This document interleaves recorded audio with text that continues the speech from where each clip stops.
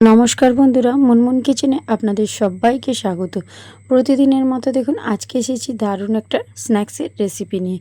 বিকেলবেলায় হঠাৎ মুখরোচক কিছু খেতে ইচ্ছে করলে বাড়িতে থাকা কিছু সামান্য উপকরণ দিয়ে ঝটপট এই রেসিপিটা বানিয়ে নিন। গ্যারেন্টি দিচ্ছি যে একটা খেলে কিন্তু থামানো মুশকিল হবে, এতটাই সুস্বাদু হয় খেতে। আর গরম গরম চায়ের সঙ্গে কিন্তু একেবারে জমে যাবে। তো তার জন্যই আমি প্রথমে একটা পাত্রের মধ্যে জল গ্যাসের উপর বসিয়ে দিয়েছি। আর এখানে দেখুন এখানে এক প্যাকেট সয়াবিন নিয়ে নিয়েছি। আমি এখানে বড় যে সয়াবিনগুলো হয় সেটা নিয়েছি, আপনারা চাইলে ছোট সয়াবিনটাও ব্যবহার করতে পারেন। তো সয়াবিনটা জলটা গরম হয়ে যেতে দিয়ে দিলাম, আর তার মধ্যে একটুখানি লবণ দিয়ে দিলাম। এতে করে সয়াবিনের মধ্যে লবণটা প্রবেশ করবে, খেতে ভীষণ ভালো লাগবে। তো এবারে দেখুন খুব ভালো করে জলটা যখন ফুটতে শুরু করেছে আমি আরেকটু নাড়াচাড়া করে দিলাম। নিয়ে 2 থেকে 3 মিনিটের মধ্যে আমি সয়াবিনটাকে একটু ফুটিয়ে সেদ্ধ করে নিয়েছিলাম। এখন দেখুন সয়াবিনটা খুব সুন্দর সেদ্ধ হয়ে গিয়েছে। এবারে এই জল থেকে আমি সয়াবিনগুলোকে তুলে নিচ্ছি। সয়াবিনটা দেখে নিশ্চয়ই বুঝতেই পারছেন খুব সুন্দর করে সেদ্ধ করেছি, তবেই কিন্তু রেসিপিটা পারফেক্টভাবে তৈরি হবে। তো এখন সবকটা সয়াবিন এখন একটা বড় পাত্রের মধ্যে তুলে নিচ্ছি। তবে এই সয়াবিনগুলোকে কিন্তু ঠান্ডা করে নিতে হবে। এখন সবকটা সয়াবিন আমার তোলা হয়ে গিয়েছে। দেখুন আমি সবকটাই তুলে নিয়েছি। পর্যায়ে এই সয়াবিনগুলো আমি একটু ঠান্ডা জল দিয়ে 2-3 বার ধুয়ে নিয়েছিলাম, আর ঠান্ডা জলের মধ্যে দিয়ে রেখেছিলাম। এতে করে সয়াবিনটা একদম ঠান্ডা হয়ে গিয়েছিল। আর সয়াবিন থেকে হাতে করে চেপে চেপে এর মধ্যে যে এক্সট্রা জলটা রয়েছে সেই জলটা সম্পূর্ণ বার করে দেবেন, যাতে কোনো রকম জল না থাকে। দেখুন আমি কিভাবে হাতের সাহায্যে চেপে চেপে জলটা বের করে দিচ্ছি, আপনারাও ঠিক একই রকম পদ্ধতিতে জলটা চেপে চেপে বার করে দেবেন। এখানে দেখুন সবকটা সয়াবিন কিন্তু আমার জল থেকে ছেঁকে নেওয়া হয়ে গিয়েছে। এখন এই সয়াবিনগুলোকে আমি একটা বড় পাত্রের মধ্যে নিয়ে নিয়েছি। তো এখন এর মধ্যে আমি কিছু মশলা মাখিয়ে নেব। নিয়ে নিচ্ছি সামান্য অল্প পরিমাণে একটু লবণ। যেহেতু 2-3 বার জল পাল্টিয়ে ধুয়ে নিয়েছিলাম লবণ দিয়ে সেদ্ধ করাতেও, লবণটা কিন্তু অনেকটা কমেই গিয়েছে, তার জন্য লবণ দিতে হবে। আর একটু হলুদের গুঁড়ো, আর একটু দিয়ে দিলাম লঙ্কার গুঁড়ো। লবণ, হলুদের গুঁড়ো, লঙ্কার গুঁড়ো দিয়ে খুব ভালো করে সয়াবিনগুলোকে একটু হাতের সাহায্যে মাখিয়ে নিতে হবে। তো এখন দেখুন আমি খুব সুন্দর করে এটা মাখিয়ে নিয়েছি। এবারে চলুন গ্যাসের কাছে চলে যাচ্ছি। তো গ্যাসের ওপর আমি একটা কড়াই বসিয়ে দিয়ে তার মধ্যে দিয়ে দিয়েছি বেশ কিছুটা পরিমাণে রিফাইন তেল। তেলটা কিন্তু একদম ধোঁয়া ওঠা গরম হবে, তখনই তেলটা কড়ার চারধারে এইভাবে বুলিয়ে দেবেন। তারপর মাখিয়ে রাখা এই সয়াবিনগুলো আমি এই তেলের মধ্যে দিয়ে নাড়াচাড়া করে একটু ভেজে নেব। তাহলে সয়াবিনের যে একটা কাঁচা ভাব থাকে সেটা কিন্তু থাকবে না। অবশ্যই সয়াবিনটা একটু ভেজে নেবেন, মানে খুব যে একদম লালচে করে ভাজতে হবে তা নয়, তবে যেন এর কাঁচা গন্ধটা চলে যায় সেই জন্যই খুব ভালো করে একটু লবণ আর হলুদ গুঁড়ো, লঙ্কার গুঁড়ো মাখিয়ে সয়াবিনটাকে একটু তেলে ভেজে নিলে আমি যে নাস্তাটা বা স্ন্যাক্সটা বানাবো খেতে একদম মুচমুচে হবে। 2 থেকে 3 ঘন্টা যদি আপনারা রেখেও দেন একদম নরম হবে না, একদম মুচমুচে থাকবে। তো এইভাবে দেখুন নাড়াচাড়া করে খুব সুন্দর করে আমি সয়াবিনটাকে দেখুন ভেজে নিয়েছি, আর সয়াবিনটার কাঁচা ভাবটাও এখন চলে গিয়েছে। গ্যাসের ফ্লেমটা লো টু মিডিয়াম ফ্লেমে রেখে এইভাবে একটু নাড়াচাড়া করে ভেজে নিতে হবে। আর এবারে এর থেকে আর বেশি ভাজবো না, এগুলোকে তুলে নেব একটা বড় পাত্রের মধ্যে। আমি প্রথমেই বলেছিলাম যে একদম লাল লাল করে যে ভাজতে হবে তার কোনো মানে নেই, একটু কাঁচা ভাবটা চলে গেলেই কিন্তু সয়াবিনগুলো তুলে নিতে হবে। তো এটাকে তুলে নিয়েছি, তুলে নিয়ে একটু ঠান্ডা করে নিতে হবে বন্ধুরা। তো সয়াবিনগুলো একটু ঠান্ডা হয়ে যাওয়া পর্যন্ত আমি অপেক্ষা করছিলাম। এই পর্যায়ে ঠান্ডা হয়ে যেতে এখানে একটা বড় সাইজের আলু আমি গ্রেটারে করে কেটে ভালো করে ধুয়ে জল ঝরিয়ে নিয়েছি। আর এখন একটা বড় সাইজের পেঁয়াজকেও কুচো কুচো করে ওর মধ্যে দিয়ে দিলাম। ঝালের জন্য দিয়ে দিচ্ছি 4টে মতো কাঁচা লঙ্কার কুচো। আর এখন আমি এর মধ্যে দিয়ে দেবো একটা ডিম। এই ডিমটা আমি সোজাসুজি আমি কিন্তু সয়াবিনের মধ্যে দিইনি, আগে আলাদা ফাটিয়ে দেখে নিয়েছি, কারণ ডিম এক এক সময় কিন্তু পচা বেরোয় বা খারাপ থাকলে পুরো রেসিপিটাই নষ্ট হয়ে যেতে পারে, তার জন্য। আর এখন আমি এর মধ্যে বাইন্ডিংয়ের জন্য দিয়ে দিচ্ছি 4 চামচ মতো কর্নফ্লাওয়ার। অবশ্যই এখানে আপনারা কর্নফ্লাওয়ারটা ব্যবহার করবেন। তো আমি এখানে 4 চামচ কর্নফ্লাওয়ার দিয়ে খুব ভালো করে হাতের সাহায্যে মেখে নিচ্ছি। এটা কিন্তু কোনো চামচ দিয়ে বা স্প্যাচুলা দিয়ে মাখলে কিন্তু একদমই হবে না, এটাকে হাতের সাহায্যে খুব ভালো করে এইভাবে মেখে নিতে হবে। মানে আমি ঠিক যেভাবে মেখে নিচ্ছি আপনারাও সেইভাবে মেখে নেবেন। প্রথমে সব কিছু আগে হাতের সাহায্যে ভালো করে মেখে নেবেন। তারপর এর মধ্যে কিছু মশলা তো অবশ্যই অ্যাড করব, তো আগে ভালো করে মাখিয়ে নিতে হবে। ম্যারিনেটটা যেন খুব সুন্দরভাবে হয়, তবেই এই রেসিপিটা পারফেক্টভাবে তৈরি হবে।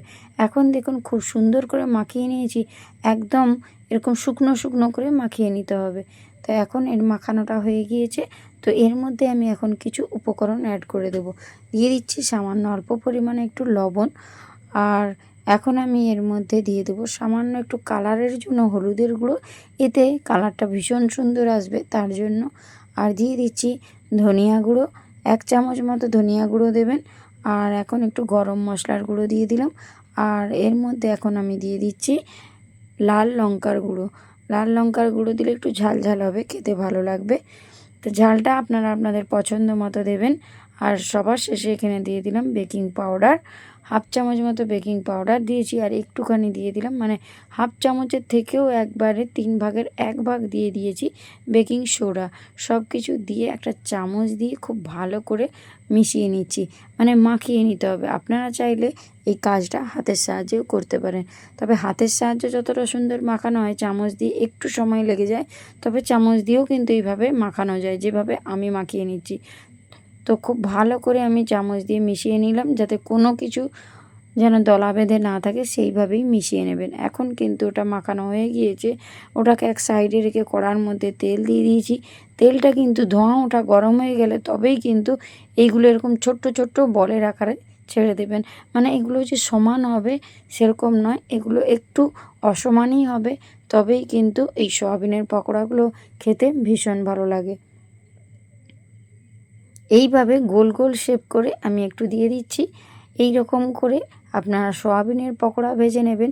বাজার থেকে চপ, সিঙাড়া, কচুরি খাওয়ার কথা ভুলেই যাবেন। একবার এই রকম বানিয়ে তো দেখুন, তারপরে দেখবেন চায়ের আড্ডায় কিন্তু একেবারে জমে যাবে। আর বাচ্চারা সবসময় বায়না করে বাজার থেকে চপ সিঙাড়া খাওয়ার জন্য, তো তাদেরকে এই রকমভাবে আপনারা বানিয়ে দেবেন, দেখবেন একবারের জায়গায় বারবার আপনাকে বলবে এইভাবে বানিয়ে দেওয়ার জন্য। তো প্রথমেই কিন্তু একদম নাড়া দিতে যাবেন না, তাহলে সব কটা ভেঙে যাবে। একটা সাইড যখন এভাবে একটু এঁটে যাবে, তখন অপর সাইডটা এইভাবে উল্টে দেবেন। আর উল্টে পাল্টে এগুলোকে খুব সুন্দর করে একটু লালচে করে ভেজে নিতে হবে। তো আমি দেখুন একটা সাইড যখন একটু কালার ধরেছিল, তখন আমি অপর সাইডটা উল্টে নিয়েছি। আর এখন দেখুন দুটো সাইড যখন একটু ভাজা হয়ে গিয়েছে, এবারে আমি খুব ভালো করে একটু লাল লাল করে ভেজে নিচ্ছি।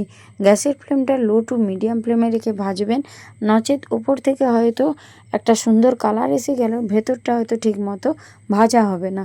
তার জন্যই গ্যাসের ফ্লেমটা লো টু মিডিয়াম ফ্লেমে রেখে এগুলোকে একটু লাল লাল করে ভেজে নেবেন। ভীষণ মুচমুচে হয়, দেখুন একদম সুন্দর করে আমার ভাজা হয়ে গিয়েছে। কালারটা দেখুন কতটা সুন্দর হয়েছে।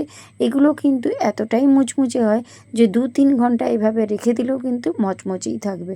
তো এখানে সব কটা আমার তুলানো হয়ে গিয়েছে। আর একটা দেখুন পাত্রের মধ্যে ঢেলে নিয়েছি, দেখতে কতটা লোভনীয় হয়েছে। আর সোয়াবিনের এই রকমভাবে যদি পকোড়া আপনারা বানিয়ে খান, তো বাচ্চারা তো বারবারই বলবে আপনাকে এইভাবে বানিয়ে দেওয়ার জন্য। তো এইভাবে দেখুন আমি কিন্তু আরও যেগুলো ছিল একই রকম প্রসেসেই তৈরি করে নিচ্ছি। তো এগুলো কেমন লাগলো অবশ্যই জানাবেন। আর এই রকম বৃষ্টির দিনেও যদি এরকম মুচমুচে পকোড়া থাকে বাড়িতে থাকা উপকরণ দিয়ে, তাহলে কিন্তু চায়ের আড্ডাটা বিকেলের জমেই যাবে। চা, কফি সব কিছুর সঙ্গেই খেতে ভীষণ ভালো লাগে।